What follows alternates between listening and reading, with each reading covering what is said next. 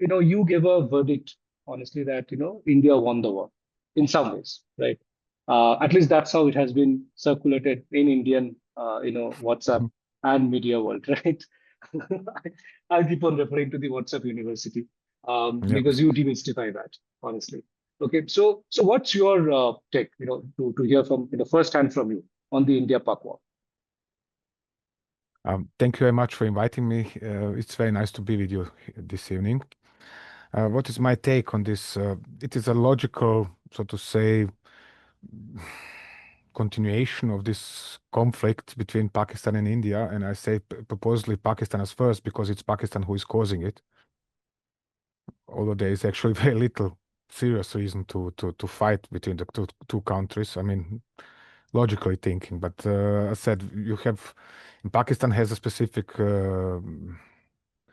well strategy, which is to support the survival or the control of the country by a specific group of powerful people through instigating conflicts with India. And therefore, they are finding all the possible reasons for, meanwhile, almost 80 years.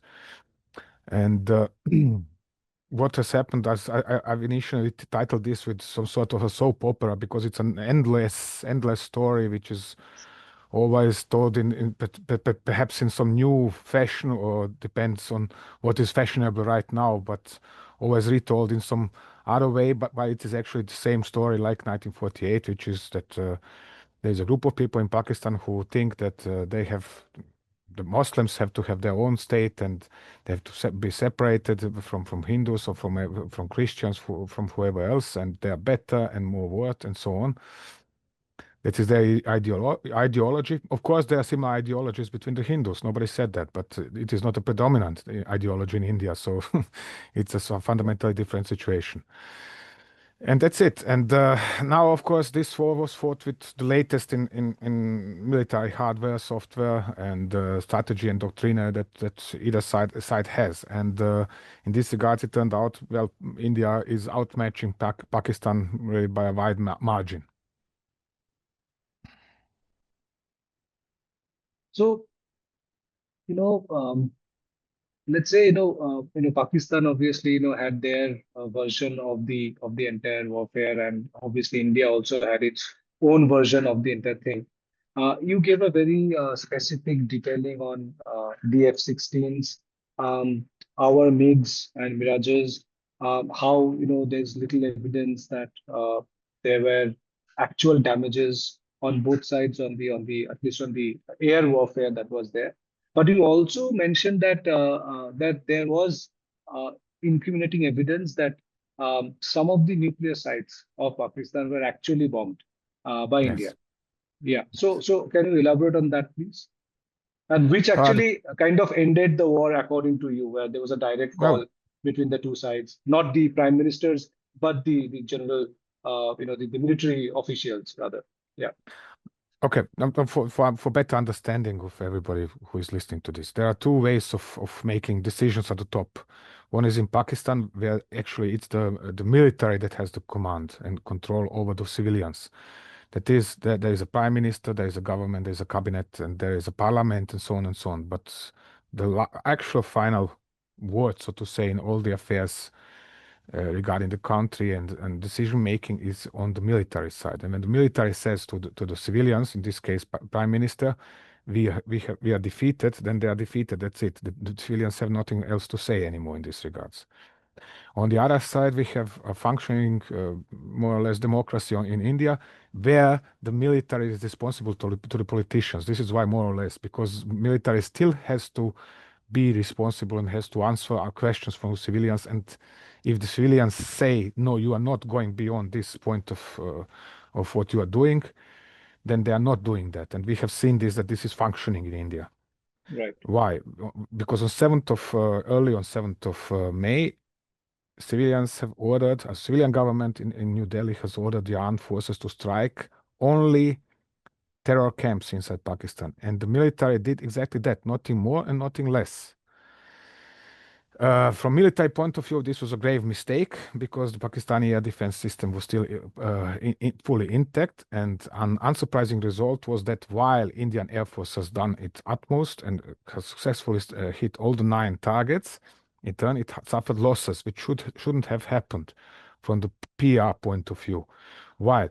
Because in this way, India has given Pakistan the opportunity to steal the control over the public perception of what is going on and to declare this 5-0, 6-0 victory.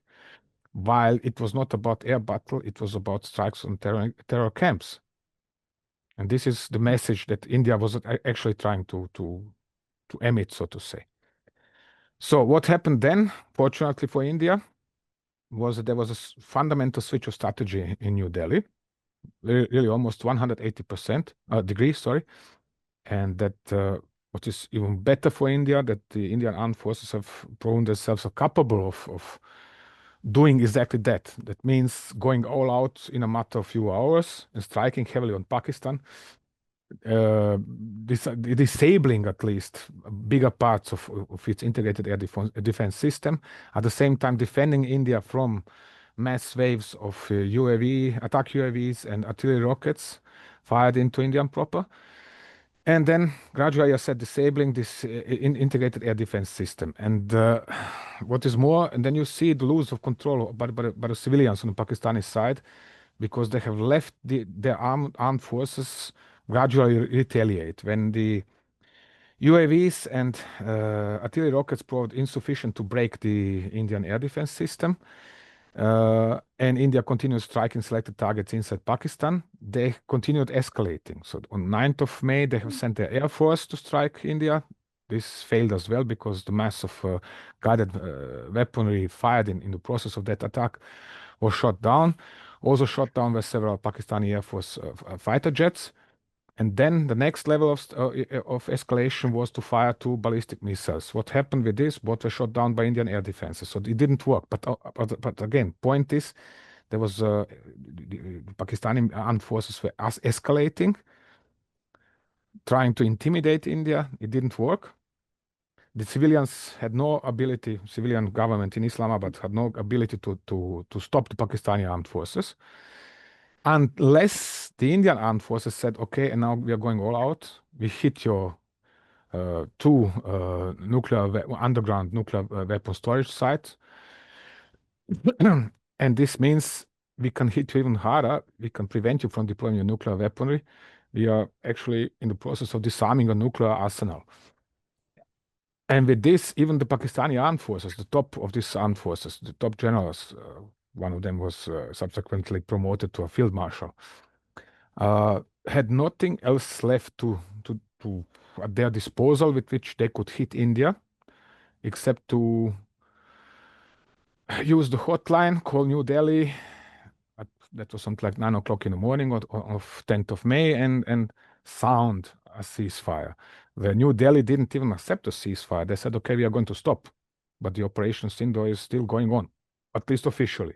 Okay, India is not firing anymore at Pakistan, and Pakistan is sticking to its own ceasefire, but there is no official ceasefire, which means all the possible threats by Pakistan are null and void. They are absolutely useless because India is in control of the situation.